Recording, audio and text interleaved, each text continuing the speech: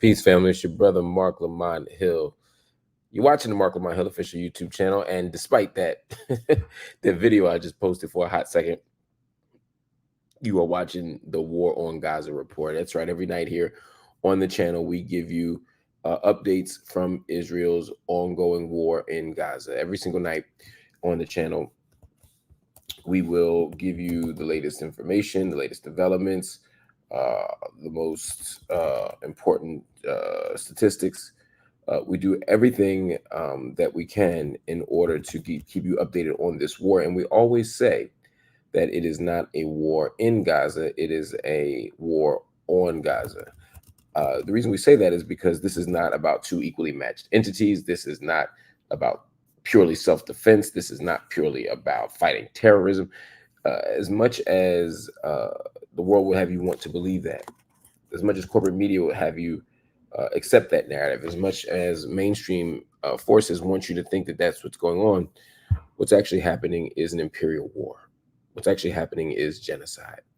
And it is our job, no, it is our responsibility to make sure that you all know all the important information in order to engage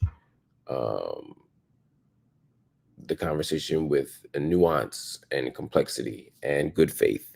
So that's what we're doing here on the channel. And today, Israel's war on Gaza reaches day 252. 252. What a shocking, stunning, even disappointing number. And those numbers, in terms of the consecutive days, are not at all separable from the extraordinary casualty numbers that continue to remain steady in terms of pace and continue to escalate in terms of volume. So let's begin, as we always do, with the numbers. As of right now, there are 37,266 people who have been killed in Gaza since October 7th. Again, 37,266 people have been killed in Gaza since October 7th.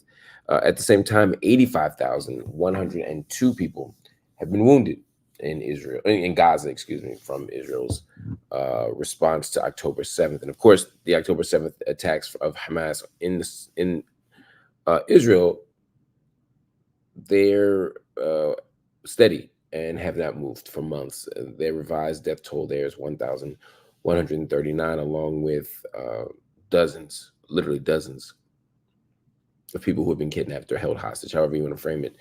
It's a war crime, and it's wrong. And all of it is in the mix right now as we talk about what's going on. The condition in Gaza has continued to worsen. The world community told Prime Minister Netanyahu and the broad Israeli government and the Israeli people that if they continue to prosecute this war, the outcome would be devastating in terms of humanitarian crisis, in terms of not just interpersonal violence or even state violence or state-sanctioned violence, but in terms of the kind of residual impacts of that, in terms of the environment, in terms of starvation. There's an argument that, Israel is intentionally, destroying certain things, and that might be true, but it's also possible that just in the process of being so wildly indifferent to what other people's well-being, that they're prosecuting the war and stuff is just getting destroyed. But either way, why there are over 100 wells destroyed is irrelevant. At the fundamental level, it's the fact that kids don't have fresh drinking water.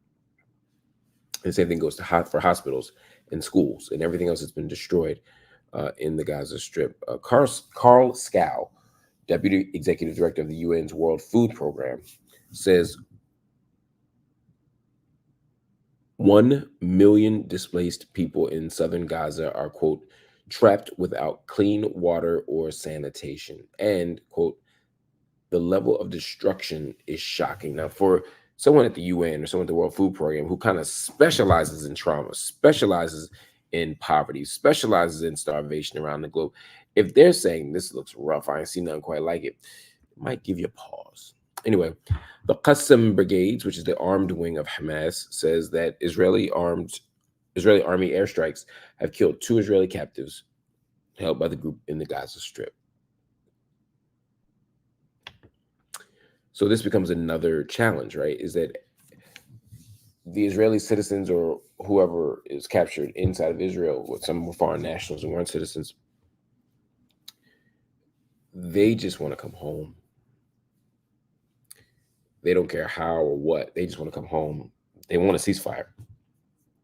They want a truce. They want a deal that will get the hostages home, because they are the hostages. And the reason why I'm bringing that up is because one of the arguments is from the Israeli public in particular is the longer you all drag this out, the more people die. Palestinians die, Israelis die. If an Israeli is in Palestinian custody and Israel strikes a bomb or launches a weapon, and an aerial weapon, and kills Palestinian people, but also kills the hostages, it's hard to blame that exclusively on one entity if we have the ability to stop the war. I don't want anybody to die. I don't want anybody to feel unsafe, unprotected, hated, or random, subjected to random violence. I don't want that for anybody. We got to think about how we make that happen. But right now, the Israeli airstrikes are contributing to the death of Israeli people. And so as they bomb thinking they're going to get Hamas, they're actually killing some civilians. So it's worth noting that. The UN's Palestinian Refugee Agency must be allowed to work unhindered in Gaza. That's according to a group of 7, leaders. They said that as they were wrapping up the summit that took place in Italy. There's a lot going on. I'm not going to keep you tonight. It's Friday night, but I wanted to give you the basic update of where the numbers were and what the global community is saying about Israel. I am going to do a special Q&A office hours tonight at 10:45, between 10:45 and 11. I'll mark the time in a second, but stay tuned. Stay with me. We got a lot more coming up right here on the Marc Lamont Hill official YouTube channel. Stay here.